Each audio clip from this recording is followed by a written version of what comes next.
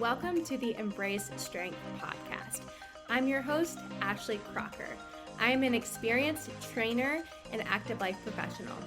I work with people who are struggling with nagging pain to get back to the activities they love without fear of re-injury. This podcast is here to educate and provide value to you on all things health, fitness, staying active, and personal development. Let's dive in.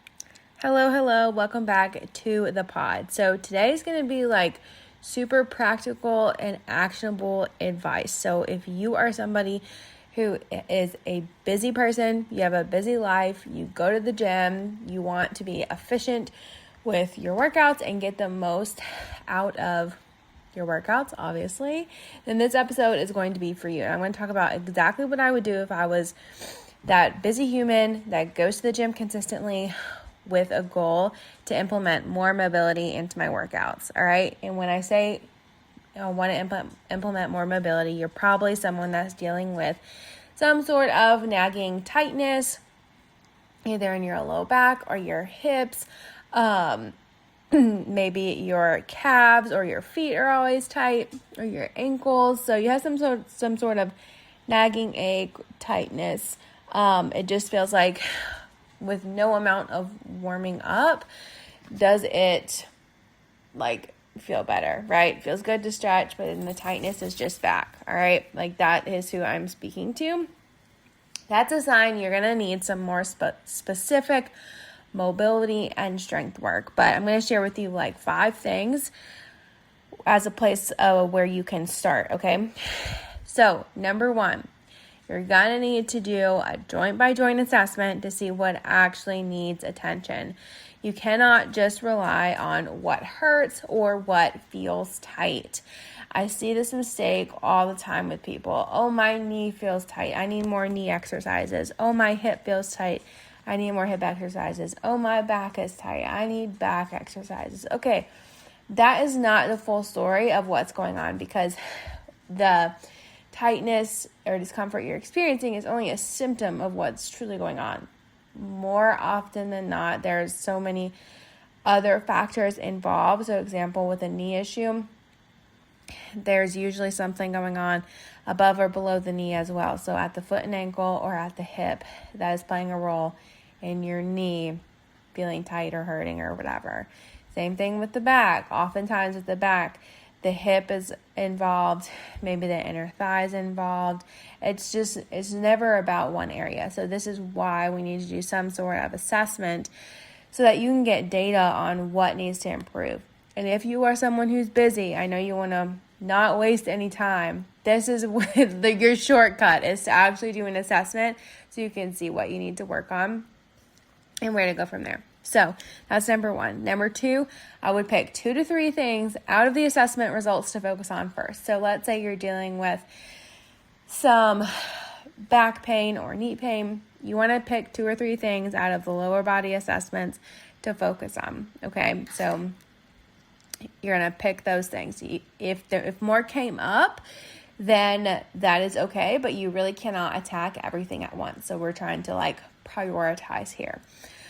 And then number 3, I look up specific exercise option for each problem and pick 1 to 2 exercises per focus and implement them into my workouts and my workout warm-ups. All right. So you guys should already be warming up. So this literally takes you no extra time. You're basically just going to customize your warm-ups a bit, be more intentional about your warm-ups. So a tangible example of what I mean by this with number 3. So let's say in your assessment, you found out that you have limited hip internal rotation. Okay. So if that came up in your assessment, you're going to look up hip internal rotation exercises. Lucky for you, there are literally thousands of exercise variations, and you're just going to pick a couple to try, implement them into your warm-ups. Okay. So for each thing that came up, you are going to do that. All right. So then number 4, you're going to make sure you're hitting on each focus at least 2 times a week for it to be effective. So like you can't expect to do 1 hip internal rotation exercise per week and expect your internal rotation to improve, right? Like minimum, absolute minimum, like 2 times per week. More ideal is like a little bit more frequently, depending on how bad the limitation is. But the point of that is like you need to be intentional about hitting on it frequently enough to be able to see progress. That's why I said only pick 1 to 2 things out of the assessment. 2 to 3 things out of the assessment to focus on first, because if you have more than that you're trying to focus on, it can be really easily overwhelming and hard to get it all in enough to see progress in all the areas, right? So, you're better off just attacking a few things at a time, okay? And the last one, number 5, and this one's important. So you want to stick with it for a minimum of 8 weeks and then do a reassessment to see if the issue has improved. So if you are implementing these specific exercises for problems into your warm-ups, you would want to keep them the exact same for at least 8 weeks and then do a retest to see if the issue has improved. So like, let's say you're working on some lower body stuff. Those lower body assessments that came up limited in the beginning, you're going to retest those exact ones and see, is there any improvements? And when I say improvements, you can't expect it to be like completely full and not limited at all, but an improvement would be like, oh, I'm getting a little bit more range of motion. Oh, my hip feels a little less pinchy in this position. We're looking for things like that.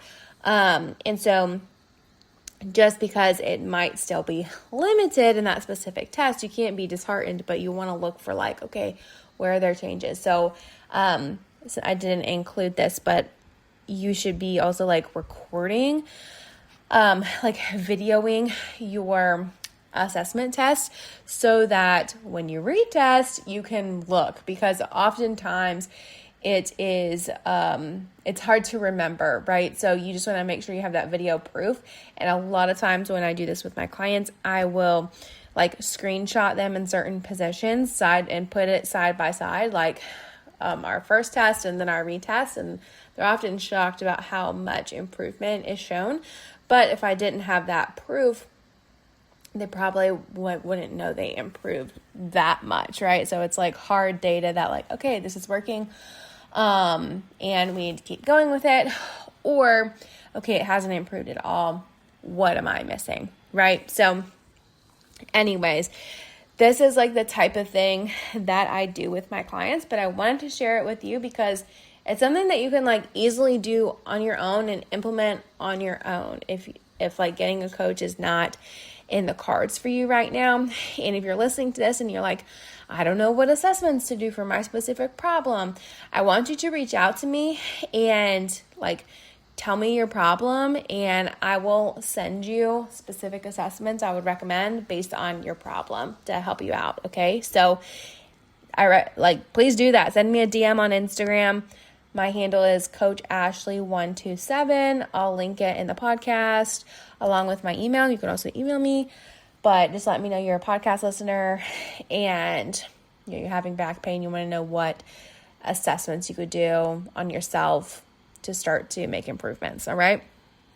No strings attached, but all right. If this was beneficial for you, I want you to send it to one of your gym buddies or your besties, all right? And make sure you subscribe to the podcast so that you don't miss an episode. I put out content like this all the time, and I appreciate you for being here. Talk to you next time.